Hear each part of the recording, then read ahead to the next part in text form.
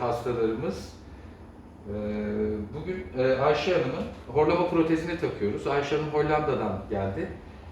Horlama problemi vardı ve gece uyuyamadığı ve bu nedenle de gün içinde yorgunluk hissettiğinden bahsetmişti.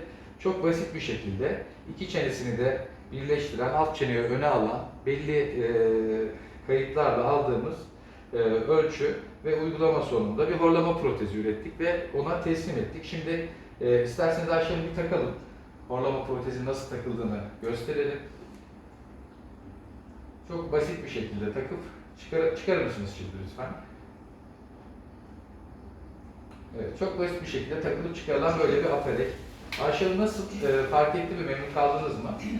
Çok memnun kaldım. Probleminiz neydi genel olarak? Önceleri sıçrayarak uyanıyordum.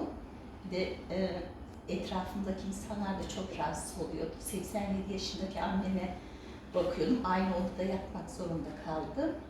Uyandım. Yüksek tansiyon olduğu için annem rahatsız olup benim horlamamdan uyuyamıyormuş. Beni yönlendiren annem oldu. Horladığınızı anneniz söyledi. Evet, ben kendimi bilmiyordum. İnsanlar genelde kendileri anlamıyorlar.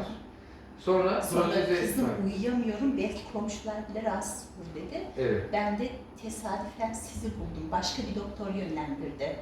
Evet. Buraya. Evet. Ben inanmadım. Hani İşe yarayacağını evet. değil mi? Aslında çok basit bir aparat. Evet.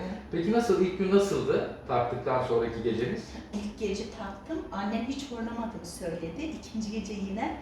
Sonra ben inanmadım. Ses kaydını açtım. Evet. Gerçekten de horlamadığını gördüm. Tamamen kesildi. Tamamen Nasıl? Uyku düzeni oldu mu peki? Şimdi çok derin uyuyorum. Depremi bile duymamışım. Evet. Vücudumda çok değişiklik hissediyorum. O kadar yorgunum. Uyumaya doyamıyorum. Hiç uyanmadan derin uyku. Hiç derin uyku uyuyamadım. Uyumamışsınız değil mi? Evet. Sıçrayarak Apne şikayetiniz var mıydı? Doktorum öyle söyledi. Belki apnem de sıçrayarak uyandığımın sebebi o olabilir.